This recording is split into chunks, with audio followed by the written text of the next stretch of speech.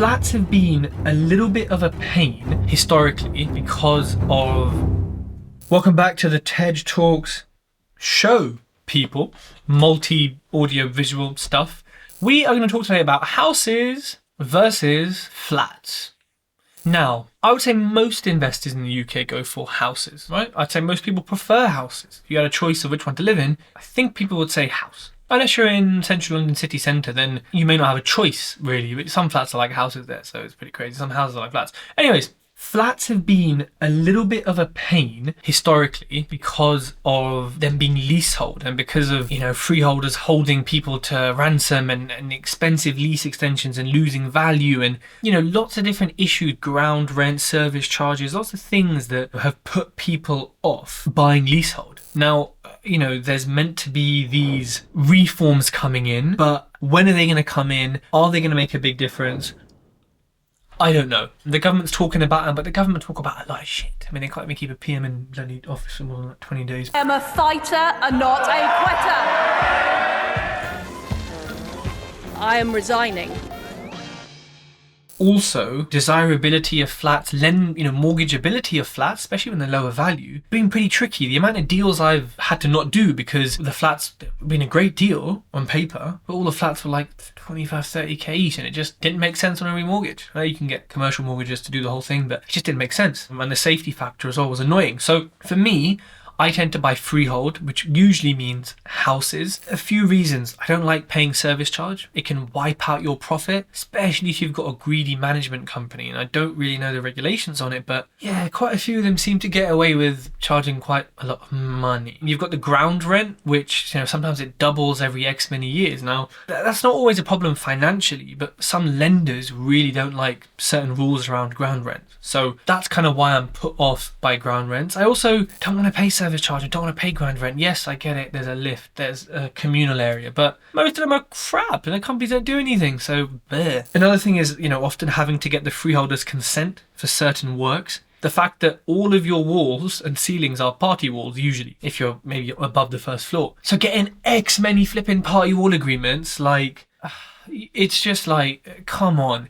All these things just delay, and then having neighbours all around you, having issues where, if someone has a leak in the flat 10 floors above, 3 floors, it can still affect you. And then it's like, yeah, you've got insurance, but when your tenant's saying, there's water coming through, you're not saying, let me, do my insurance, blah, blah, blah. You're like, just get someone out there, pay for it, deal with it later. And then you forget to do the insurance claim, and that, And so I think just being surrounded by other people who may not be maintaining their property as well as yours is a bit of a headache. If you're top floor or maybe, it's a certain design, then okay, maybe there's less physical issues, but I just really don't like being surrounded by people, all these party walls, all these other people's pipes and crap running through. It's just a headache.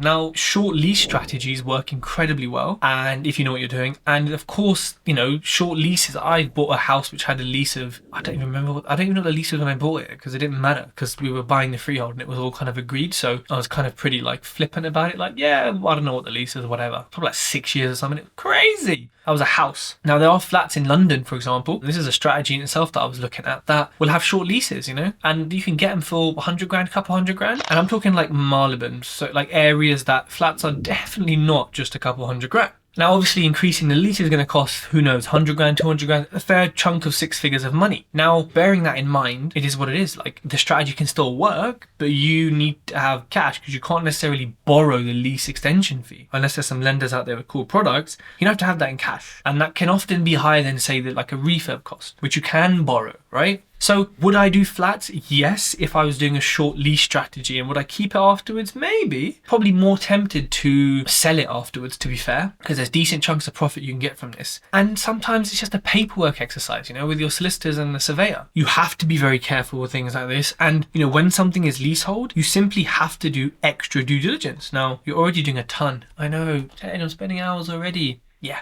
Leasehold, you're going to spend a lot more. And guess what? Your solicitor is going to charge you a lot more. And so they should. Have you ever read a leasehold legal pack? Oh my god, complex. I can read legal packs. I read, I don't know, 300 by this stage. Probably more, probably a lot more actually. Leasehold packs? Oh my god. I honestly just straight away say, here Stu, you have it. I'm just not doing it because, yeah, like it's long. And it's complex. Like it gets really complex, especially with some of the terminology, which is just the basic stuff as well. Like it gets complex. So, you're going to pay more, especially if it's like on auction where a lot of these short leases are, and your sister's, doing this for you. It is going to cost more. It is going to take more time as well to like read through these packs. But also leasehold is just more complex. So that's another thing you have to kind of contend with, is that you are buying a more complex sort of bit of property that isn't actually as valuable as a less complex thing. So, yeah. Also, there's various bits you need to check with lenders. I mean, it's the same with freehold, but with leasehold, there's a few extra bits like doubling ground rent, etc. Really need to check with the lenders. And, like I said earlier, flats sometimes can be less attractive in certain areas. Now, when this leasehold reform, etc. comes in, if it does, then I think, my views will change. Strong opinions loosely held. And I think that there'll be more opportunity. There'll be different opportunities. Things might be easier. But until then, I'm sort of a bit like, I'll do it on short lease. I will get in and out. I'll extend, that's fine. But what I won't do really is buy a flat to keep just because, a lot of people do this. Oh, it's cheap. I saw a flat for 40 grand, but the house is a 90.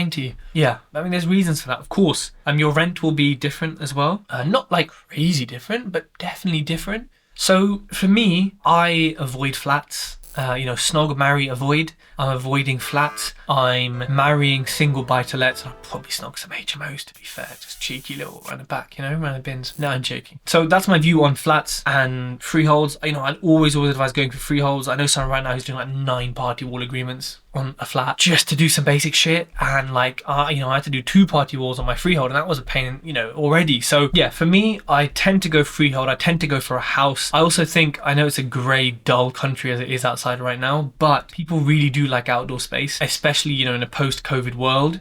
It's not to say that flats won't work, but there's a lot more due diligence, a lot more money, and probably a lot more time that goes into it, and the maintenance of them, service charges, things like that, can cost a bomb, and you may not want to deal with that. So that's me, people. I am Mr. Freehold.